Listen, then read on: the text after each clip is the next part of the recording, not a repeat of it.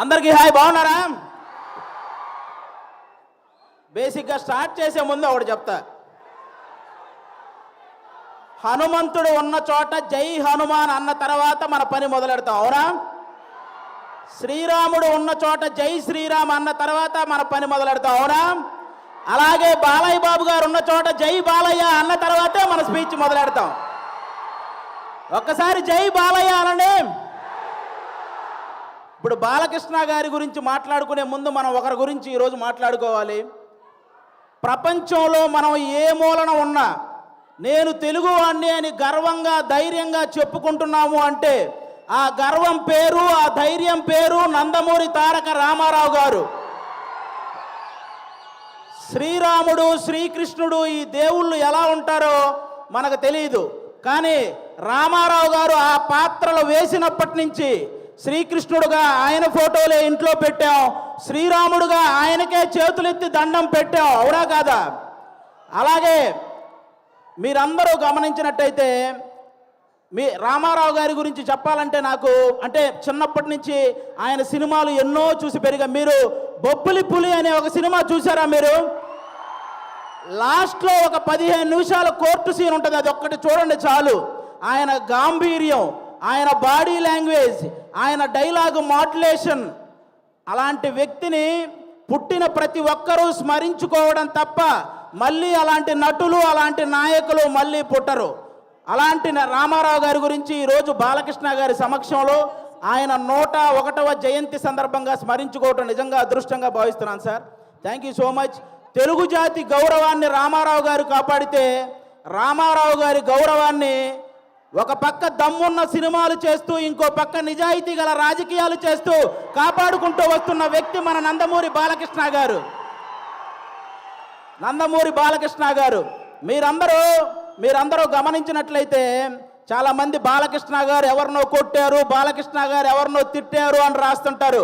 కానీ బాలకృష్ణ గారు కొన్ని వేల మంది పేద ప్రజల బతుకులు నిలబెట్టారు, అది రాయాలి. సినిమాలు, రాజకీయాలు చేయటం పెద్ద విషయం కాదు, కానీ బసవతారకం అనే ఒక క్యాన్సర్ హాస్పిటల్ ద్వారా ఎంతో మంది పేదవాళ్ళకి సహాయం చేయడం అనేది నిజంగా చాలా చాలా పెద్ద విషయం, చాలా గొప్ప విషయం. ఈ సమాజంలో ఎంతమందికి భయం, బాధ్యత ఉన్నాయో నాకు తెలియదు, కానీ బాలకృష్ణ గారితో పనిచేసే ప్రతి ఒక్కరికి ఆ భయం, బాధ్యత రెండూ ఉంటాయి, ఇదైతే షూర్. అంటే బాలకృష్ణ గారి సినిమాలు చాలామందికి చాలా ఇష్టం ఉంటాయి, నాకు చాలా సినిమాలు ఇష్టం. అందులో సార్ బొబ్బిలి సింహం అనే ఒక సినిమా సార్, మీరు వైట్ అండ్ వైట్ పంచకట్టుతో నడుచుకుంటూ వస్తుంటే వెనక శ్రీరాముడి శ్లోకం వస్తుంటుంది. మీనా గారు మిమ్మల్ని అలా చూస్తూ ఉండిపోతారు. నాకు తెలిసి రామారావు గారి తర్వాత మళ్ళీ పంచకట్టులో అంత అందంగా ఉండే హీరో మన బాలకృష్ణ గారు. నిజంగా మీరందరూ అదృష్టవంతులు, ఎందుకంటే ఒక జనరేషన్ వాళ్ళు మాకు గుర్తుండిపోయే సినిమాలు కావాలి అని అడిగారు. ఆదిత్య 369, అలాగే భైరవ దీపం ఇలాంటి సినిమాలు మీకు ఇచ్చారు.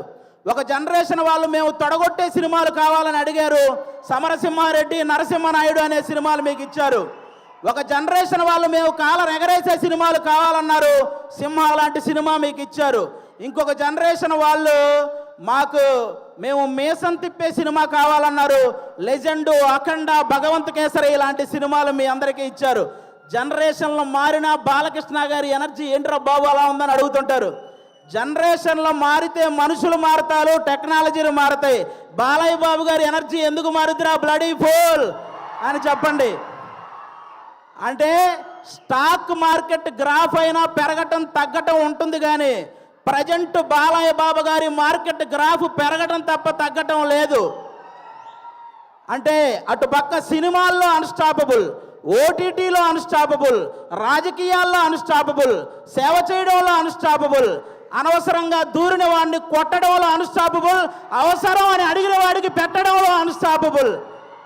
అలాంటి బాలకృష్ణ గారు ఈరోజు మా గ్యాంగ్స్ ఆఫ్ గోదావరి ఈవెంట్కి రావటం నిజంగా మా గ్యాంగ్స్ ఆఫ్ గోదావరి కలెక్షన్లు కూడా అన్స్టాపబుల్గా ఉండాలని మనస్ఫూర్తిగా కోరుకుంటున్నాను. మా సినిమా ఎలా ఉండబోతుంది అంటే 10 నిమిషాల్లో క్లోజ్ అయ్యే పబ్బు ముందు జై బాలయ్య అనే స్లోగన్స్ వస్తే ఎంత కిక్ వస్తుందో మా గ్యాంగ్స్ ఆఫ్ గోదావరి సినిమా అంత కిక్కిస్తుందో మీకు. బాలకృష్ణ గారి చేతిలో ఉన్న మైక్ స్టైల్గా అలా ఎగరేసి పట్టుకున్నప్పుడు ఎంత కిక్ వస్తుందో మా గ్యాంగ్స్ ఆఫ్ గోదావరి సినిమా అంత కిక్ వస్తుంది. బాలకృష్ణ గారు ఇంట్రెస్టింగ్గా మాట్లాడుతున్నప్పుడు మధ్యలో ఫోన్ వస్తే ఆ ఫోన్ తీసి స్టైల్గా ఇసిరేసినప్పుడు ఎంత కిక్ వస్తుందో మా గ్యాంగ్స్ ఆఫ్ గోదావరి సినిమా అంత కిక్ వస్తుంది. పద్ధతిగా ఫోటో దిగాల్సినోడు ఫోన్ తెచ్చి మొహాన పెట్టినప్పుడు బాలకృష్ణ గారు అలా తడితే మీకు ఎంత కిక్ వస్తుందో మా గ్యాంగ్స్ ఆఫ్ గోదావరి సినిమా అంత కిక్ వస్తుంది.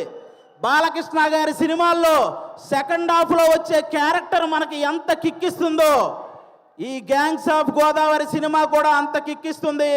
ఫైనల్గా ఒక మాటలో చెప్పాలంటే మ్యాన్షన్ హౌస్ వేస్తే ఎంత కిక్ వస్తుందో మా గ్యాంగ్స్ ఆఫ్ గోదావరి కూడా అంతే కిక్కిస్తుంది. ఒక్క మాట బాలయ్య బాబు గారి పర్మిషన్తో చెప్పాలనుకుంటున్నాను.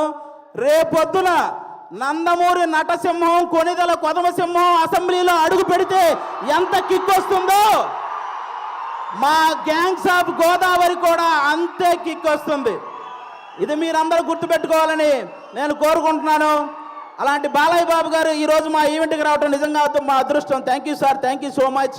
ఈ సినిమాలో విశ్వక్సేన్ గారు ఒక 28 ఏళ్ల కుర్రాడు రత్న అనే పేరుతో థియేటర్లో చేయబోయే మాస్ జాతరను మీరందరూ రేపు 31వ తేదీ చూడబోతున్నారు. మామూలు విషయం కాదు. అతను విశ్వక్సేన్ అనే అతను సినిమాలు చేస్తే ఒకటి పెట్టిన డబ్బులు వెనక్కి వస్తాయి, లేకపోతే లాభాలు వస్తాయి, నష్టాలు మాత్రం రావు. అలాంటి పర్ఫార్మర్ అతను. 24 క్రాఫ్ట్స్ మీద పట్టున్న వ్యక్తి మన విశ్వక్సేన్ గారు. అలాంటి వ్యక్తికి ఈ సినిమా పెద్ద విజయాన్ని ఇవ్వాలని మనస్ఫూర్తిగా కోరుకుంటున్నాను. ఇక డైరెక్టర్ కృష్ణ చైతన్య గారు తన మైండ్లో గుర్తొచ్చిన డైలాగుని మీ మైండ్లో గుర్తుండిపోయేలా రాసే రైటర్ కమ్ డైరెక్టర్ మన కృష్ణ చైతన్య గారు. మనందరికీ త్రివిక్రమ్ గారు అంటే చాలా ఇష్టం. త్రివిక్రమ్ గారికి కృష్ణ చైతన్య అనే వ్యక్తి చాలా ఇష్టం. కాబట్టి ఈ సినిమాలో ముఖ్యంగా కుప్పలుగా డైలాగులు ఉంటాయి. మీరు అవన్నీ కూడా ఎంజాయ్ చేస్తారు. నెక్స్ట్ అంజలి గారు మిమ్మల్ని సీత అనే ఒక క్యారెక్టర్తో మైమరిచిపోయేలా చేసింది. గీతాంజలి అనే ఒక క్యారెక్టర్తో భయపించేలా చేసింది. ఈరోజు ఈ రత్నమాల క్యారెక్టర్తో ఆ 2 క్యారెక్టర్లు మర్చిపోయేలా చేయబోతుంది అంజలి గారు.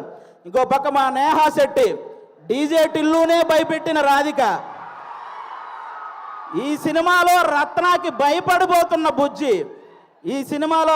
భయపడబోతున్న బుజ్జి లాగా తను చూడబోతున్నారు. రాధికాని మర్చిపోతారు, బుజ్జిని గుర్తుపెట్టుకుంటారు. షూర్ షాట్గా చెప్తున్నాను. ఈ గ్యాంగ్స్ ఆఫ్ గోదావరి సినిమాతో మీ అందరికి ఇంకో మాట కూడా చెప్తాను. ఒక హీరోని అభిమానిస్తే ఇంకో హీరోకి వ్యతిరేకమేమో అనుకునే వాళ్ళందరికీ నేను చెప్తున్నాను, మాకు తెలుగు సినిమా అంటే పిచ్చి, తెలుగు హీరోలంటే పిచ్చి.